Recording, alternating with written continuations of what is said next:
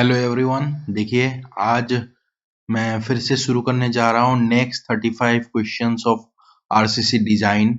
चलिए शुरू कर लेते हैं। पहला क्वेश्चन है हम लोगों के, building code requires the partition load to be considered even without partition if live load is less than, किससे कम मतलब कितने वैल्यू से कम होना चाहिए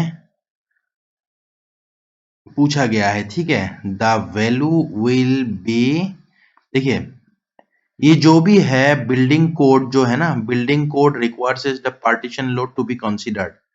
तो जो ये क्वेश्चन में जो भी लिख के रखा है, मतलब हम लोग के जो आईएस कोड है, एक्चुअली आईएस कोड नहीं है, एएससीई कोड है, American society of civil engineering code. कौन सा है? ASCE 7 के हिसाब से अगर मैं क्लॉज नंबर 4.2.2 इस क्लॉज को देखो इस कोड बुक में, तो उसमें ये लिखा है कि हमें पार्टीशन लोड कंसीडर करना है if the load is less than, कितने वैल्यू से लेस होने से हमें पार्टीशन लोड कंसीडर करना है। The load is given as 80 pound per square feet. PSF का मतलब है pound per square feet. Next है, in an RCC structure the tension zone lies in the, कोई भी आरसीसी स्ट्रक्चर हो, चाहे वो बीम हो कॉलम हो, ठीक है, तो बीम में क्या होगा, अगर बीम सैगिंग होगी तो ज्यादातर क्या होता है, सैगिंग में क्या होगा, इस यहाँ कंप्रेशन होता है, यहाँ टेंशन होता है। तो कोई भी ज्यादातर क्या है, कोई भी आरसीसी स्ट्रक्चर में जो टेंशन जोन होगा वो कहाँ पे लाई करेगा, बॉटम में होगा। तो option will be option number 7। ठीक है, इसके बाद नेक्स्ट क्वेश्चन है हम लोगों का, a major beam in a building structure is known as, उसको क्या कहेंगे, a girder, a floor beam, उसके बाद ए मेन बीम, और ऑल ऑप्शन आर करेक्ट। देखिए जो मेजर बीम होगा बिल्डिंग में, उस मेजर बीम को हम लोग गार्डर भी कह सकते हैं, बिल्कुल सही है। ए फ्लोर बीम भी कह सकते हैं, बिल्कुल सही है। ए मेन बीम भी कह सकते हैं। इसका मतलब है जो हम लोग की आंसर हो जाएगी वो हो जाएगी option number D, all of the above होगा। ठीक है, उसके बाद नेक्स्ट क्वेश्चन है, M15 concrete is used for dams foundations। उसके बाद आरसीसी एंड मास कंक्रीटिंग वॉक्स, कौन किसके लिए हम लोग M15 यूज करते हैं? ये आप लोगों को पता होगा कि जो M15 कंक्रीट है, this is a one type of the maximum value of PCC, plane cement concrete है। ठीक है, प्लेन सीमेंट कंक्रीट है। तो उसमें जो हम लोग जो M15 वैल्यू है वो खासकर हम लोग यूज करते हैं किस चीज के लिए, फाउंडेशंस के लिए। ठीक है, ये आप लोग को याद रखना है। ठीक है, और अगर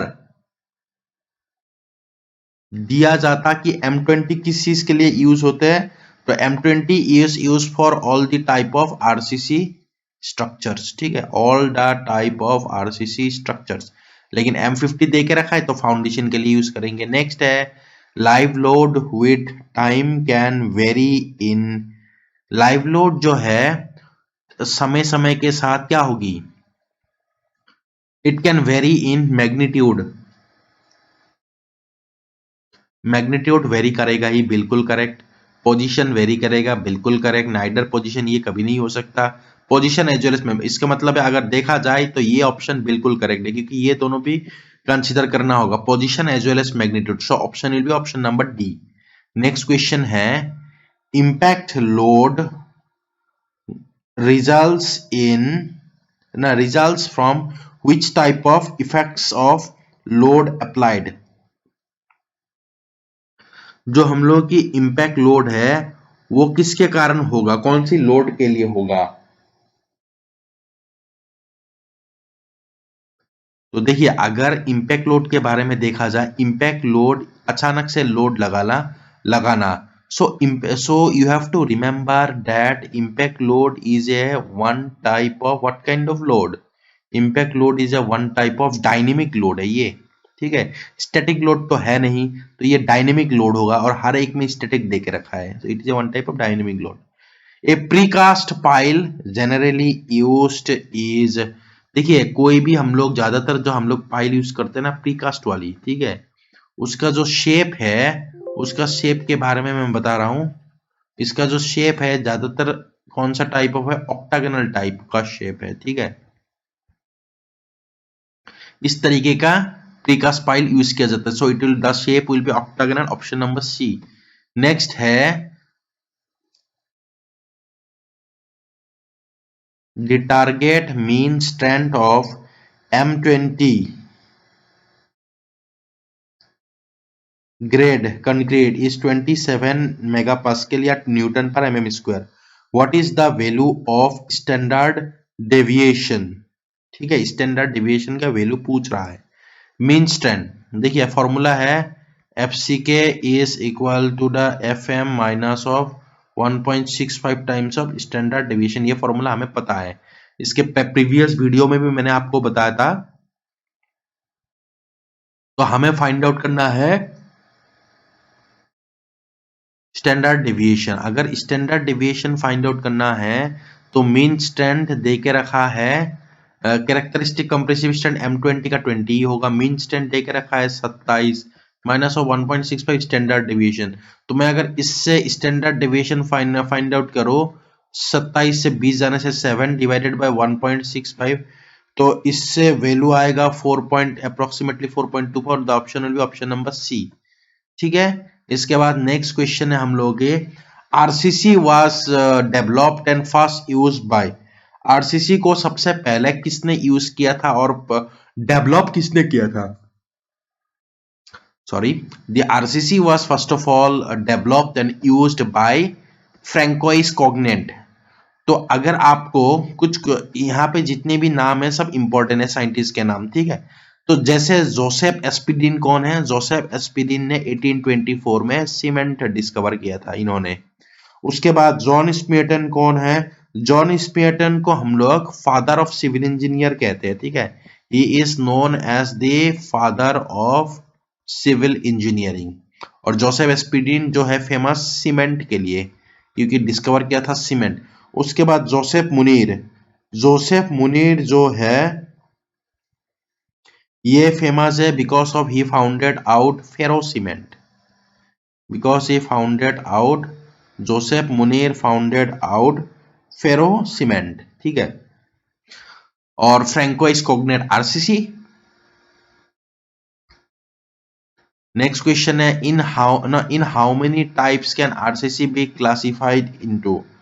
RCC is classified into two types as precast and as well the पहला वाला जो होगा वो precast और cast in, and second वाला हो जाएगी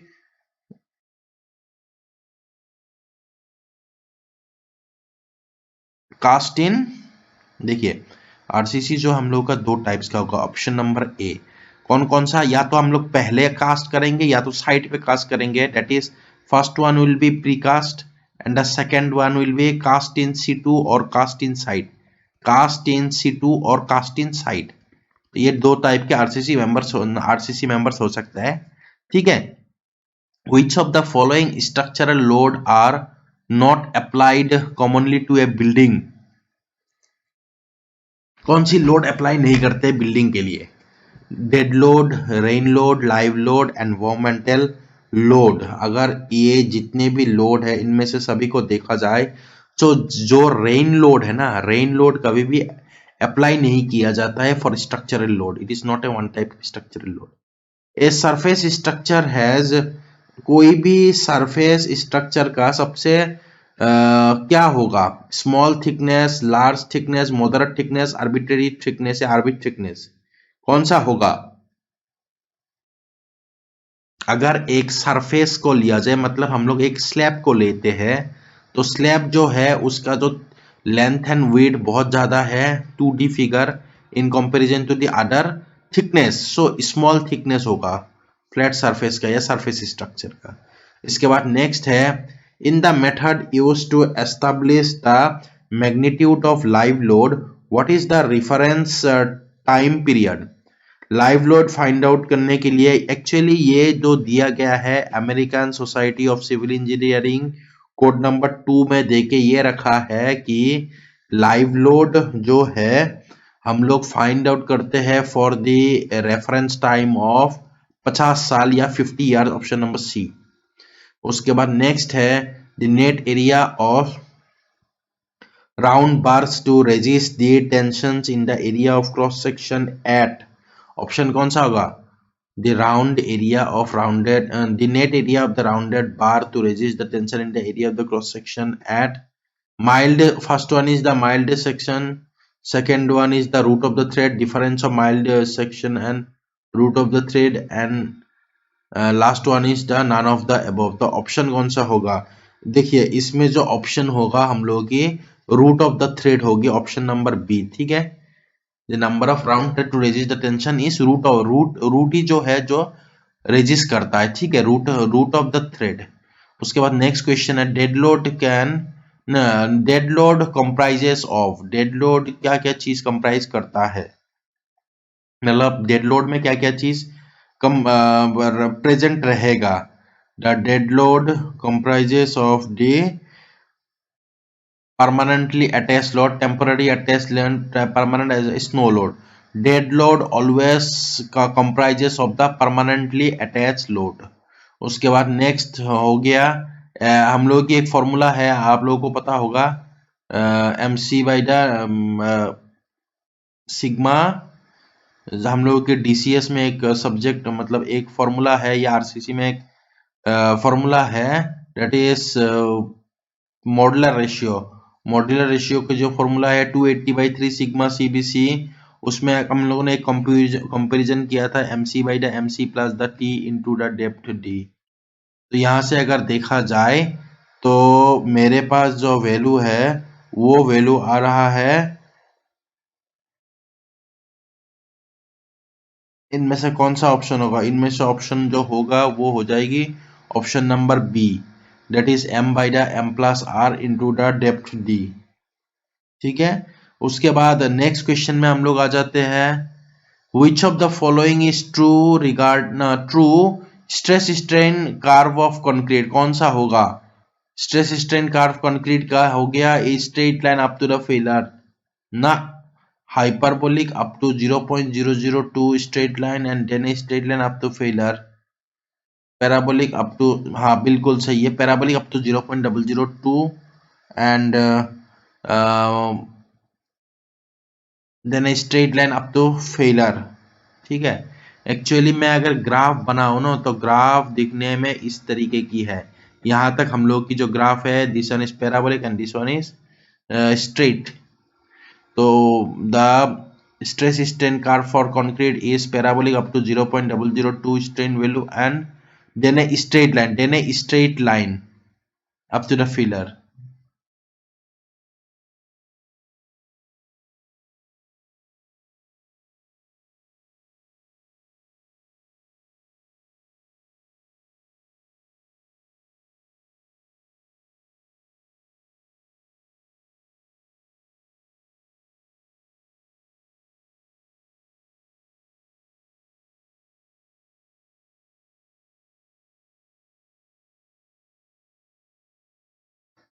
उसके बाद हम लोग नेक्स्ट क्वेश्चन में आ जाते हैं। नेक्स्ट क्वेश्चन में है, for which of the following grade ordinary concrete is not used, किसके लिए हम लोग ऑर्डिनरी कंक्रीट यूज नहीं करेंगे, कौन सा वैल्यू होगा, इनमें से कौन सा कंक्रीट होगा, M10, M20, M25, M40। देखिए जो M40 कंक्रीट है वो एक स्टैंडर्ड कंक्रीट है, नॉट एन ऑर्डिनरी ग्रेड हो गया। ठीक है, ऑर्डिनरी ग्रेड में M10, M20, M25 these are ordinary grade, but standard grade is M40। तो option will be option number B. Rise of a jack arch is kept about, rise कितना रखा जाता है जैक आर्च की, the rise of the jack arch is kept as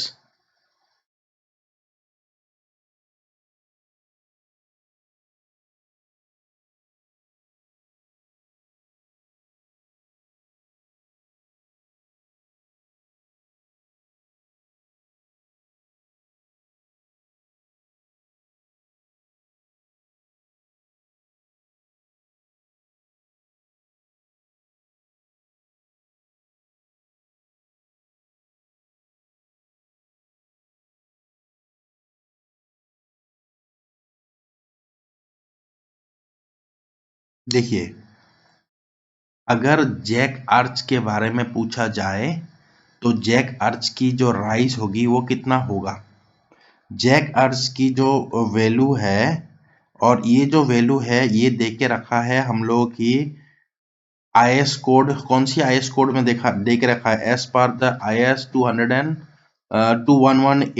1980 1980 सन की जो IS code है, IS 2118 code के हिसाब से जो वैल्यू है हम लोगों का वो दे के रखा है 1/4 to 1/8 ऑफ द स्पैन।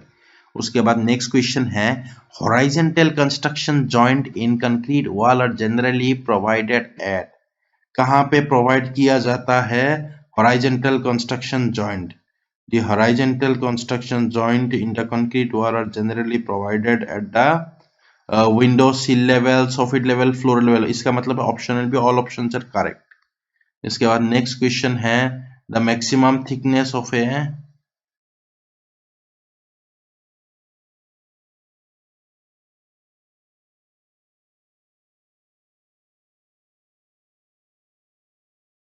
इसके बाद नेक्स्ट है the maximum thickness of the, actually क्या हो जाएगी, मैक्सिमम थिकनेस जो है हम लोग की कंक्रीट फ्लोर का ऑफ वेयर हाउस के बारे में पूछा है। The maximum thickness of the concrete floor of the warehouse is considered as 10 centimeter, 20 centimeter, 15 centimeter and 25 centimetre. अगर इनमें से देखा जाए तो मिनिमम जो मैक्सिमम थिकनेस होगा कंक्रीट फ्लोर का, मैक्सिमम के बारे में पूछ रहा है, that maximum will be 250 mm या 25 सेंटीमीटर। उसके बाद नेक्स्ट क्वेश्चन है हम लोगों का, according to IS 456 2000 the maximum strain in concrete at the outermost compression fiber is taken as। compression fiber के बारे में पूछ रहा है, मतलब जो टॉप फाइबर है उसके बारे में पूछ रहा है, तो वो मैक्सिमम स्ट्रेन की वैल्यू क्या होगा, the maximum strain will be 0.0035 in bending. Bending के केस में 0.0035 होता है, ठीक है। उसके बाद नेक्स्ट है यंग्स मॉडुलस ऑफ इलास्टिसिटी की जो वैल्यू है वो हो जाएगी 5000 रूट ओवर FC के एस पर IS 456, ठीक है, एस पर IS 456 नया वाली कोड। और अगर पुरानी वाली कोड के हिसाब से देखा जाए तो जो यंग्स मॉडुलस की वैल्यू है 5700 रूट ओवर FC के, ठीक है, पुराना वाला वैल्यू, और नया वाला वैल्यू 5000 रूट ओवर FC के। The limiting depth of the neutral axis for a beam having effective depth of 400 mm will be, कितना होगा लिमिटिंग डेप्थ।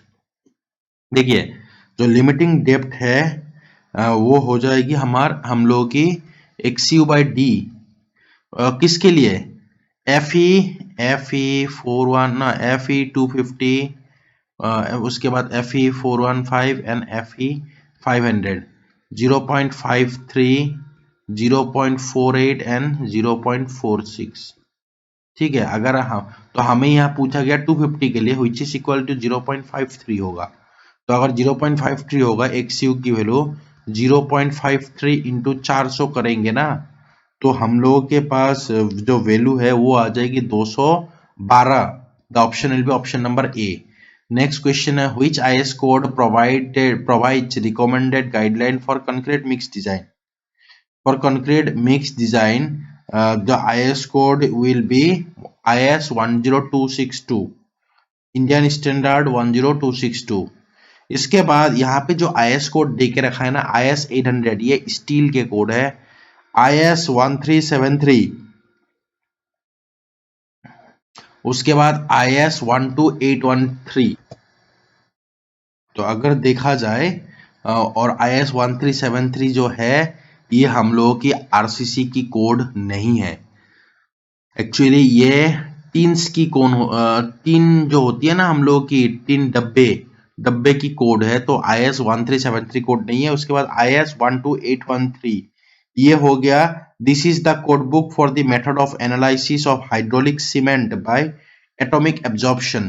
तो ये भी हाइड्रोलिक सीमेंट की है। तो यहाँ से जो ऑप्शन होगा 10262 ये हो जाएगी कंक्रीट डिजाइन मिक्स डिजाइन की कोड बुक। इसके बाद standard deviation is proportional to minimum stand, maximum stand, design stand, mean stand. The option will the standard deviation is always proportional to the mean stand, option number D. Next question है the spacing of stirrups in the beam. Spacing of stirrups की जो spacing है वो किसके ऊपर depend करता है? The spacing of the stirrups in the beam it decreases near the support. बिल्कुल सही है। जो हम लोग स्टिराप्स प्रोवाइड करेंगे ना बीम्स में, जैसे ये रॉड है हम लोग की सरिया है, इसमें हम लोग स्टिराप्स डालेंगे, ठीक है, स्टिराप्स डालेंगे। तो ये जो स्टिराप्स होगा ये हम लोग का हमेशा पास में होगा, कहाँ पे? जहाँ पे शियर फोर्स की वैल्यू ज्यादा है, मतलब हम लोग का लोडिंग्स में, मतलब सॉरी लोडिंग्स में नहीं, जहाँ पे हम लोगों की रिएक्शन होगी वहां पे शियर फोर्स की वैल्यू सबसे क्या है, सबसे ज्यादा है शियर फोर्स की वैल्यू, ठीक है। तो इसीलिए जहां पे शियर फोर्स की वैल्यू जहां मतलब ज्यादा होगी वहां पे स्पेसिंग कम रखना है, और जहां पे शियर फोर्स की वैल्यू कम है वहां पे स्पेसिंग को ज्यादा रखना है। The spacing of stirrups in a beam decreases near the support, मतलब सपोर्ट्स में सबसे ज्यादा शियर फोर्स है जिसके कारण स्टिराप्स की स्पेसिंग डिक्रीज हो जाएगी, कम हो जाएगी, क्योंकि वहां पे स्ट्रॉन्ग रखना है। उसके बाद नेक्स्ट क्वेश्चन है what is the meaning of the designation M30 concrete suggested for a concrete reinforce concrete. M30 का मतलब क्या है?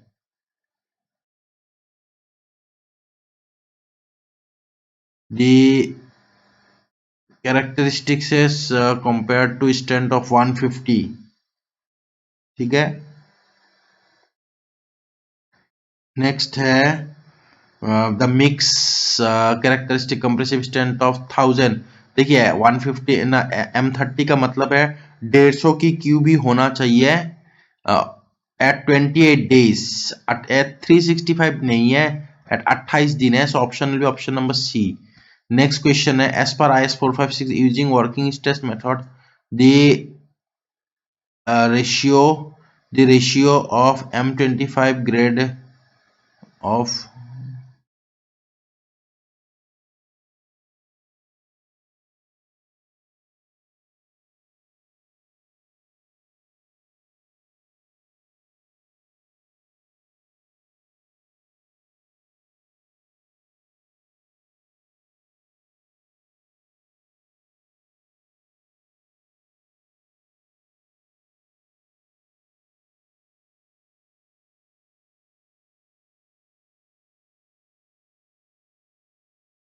अगर देखा जाए as per IS 456 2000 using working stress method, ठीक है, वर्किंग स्ट्रेस मेथड यूज करना है। The modular ratio of M25, the modular ratio of M25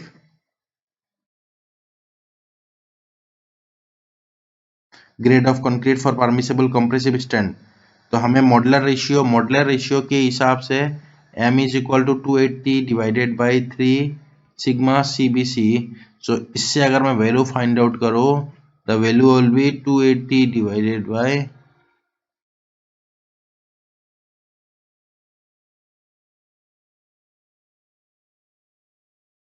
तो ऑप्शन कौन सा होगा? 280 divided by 3 sigma CBC।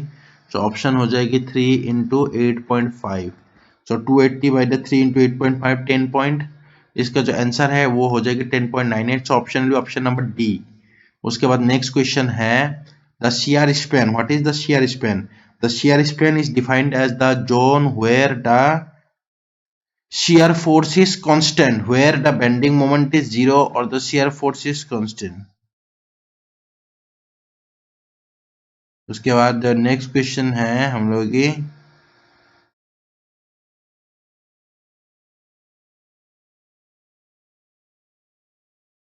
Next question हो गया shear span is the span where shear force is constant। Next question क्या है? A reinforced concrete being supported on a column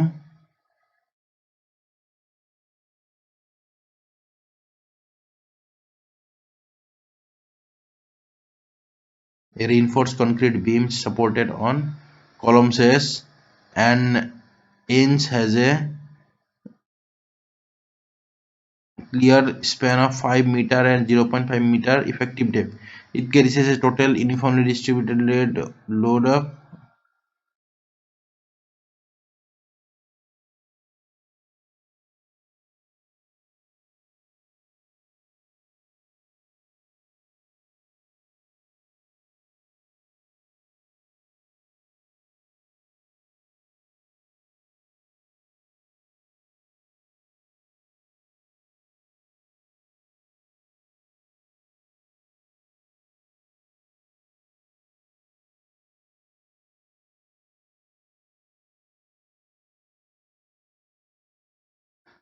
इसका value क्या होगा? The design shear force, the design shear force की जो value है वो हो जाएगी हम लोगों की, देखिए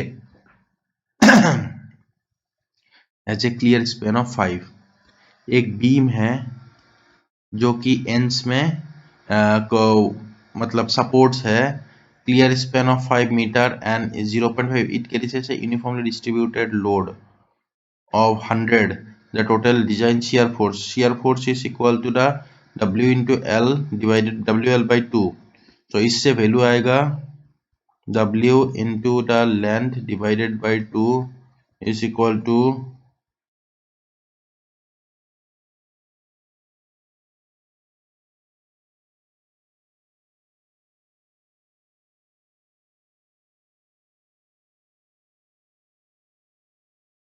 तो अगर देखा जाए शेयर फोर्स की वैल्यू है 500 by 2, जो कि हम लोगों का जो वैल्यू है वो 250 आएगा, ठीक है, 500 by 2 करोगे तो ऑप्शन कौन सा होगा? Option will be option number हम लोगों की ए। नेक्स्ट है the shear capacity of an RCC beam without shear reinforcement, कौन सा ऑप्शन होगा? The shear capacity without the shear reinforcement is, कौन सा क्वेश्चन होगा हम लोगों का? The shear capacity without shear reinforcement is option number A, that is tau c into B D. Minus तभी करेंगे अगर बीम में ज्यादा कैपेसिटी है, ठीक है, एक्स्ट्रा लोडिंग है जिसके लिए रीइंफोर्स, जिसके लिए हमें लेटरल टाइस या हम लोग या स्टीरअप्स प्रोवाइड करेंगे, ठीक है। उसके बाद नेक्स्ट क्वेश्चन है हम लोग के shrinkage in A concrete slab, the shrinkage in A concrete slab causes shear cracks, causes tension cracks, causes compression, कौन सा होगा? The shrinkage in a concrete slab aid causes tension, it is a one type of tension crack, ठीक है। उसके बाद next question है हम लोग की diagonal tension reinforcement is provided as, जो डायगोनल टेंशन रीइंफोर्समेंट है, जितने भी diagonal tension reinforcement they are provided as bent up bars, longitudinal bars, helical, and the diagonal tension reinforcement is provided as bent up bars. उसके बाद next question है हम लोग के shear reinforcement is provided in the form of vertical inclined combination of any all of the above, any one of the above हो जाएगी इसमें option, ठीक है, क्योंकि shear reinforcement हम लोग कुछ भी प्रोवाइड कर सकते हैं, ठीक है। बस इतना ही था हम लोगों के टोटल 35 क्वेश्चंस, ठीक है। अगर आप लोगों को कोई डाउट वगैरह हो तो you can comment in the comment box, and अगर आप लोगों को पसंद आया हो please subscribe the channel as well as like the video, ठीक है। बाकी और जितना हो सके मैं और कंटेंट लेके आऊंगा आप लोगों के लिए, और आप लोग एक चीज फोकस्ड रहिए कि मैं जितने भी पढ़ाता हूँ अगर आप लोगों ने पढ़ लिया तो आपका कोई ना कोई एग्जाम्स 100% क्लियर हो जाएंगे, क्योंकि ये सारा क्वेश्चंस क्या है, रिपीटेड क्वेश्चंस है जो मैं आप लोगों को करा रहा हूँ, ठीक है। Okay, bye bye.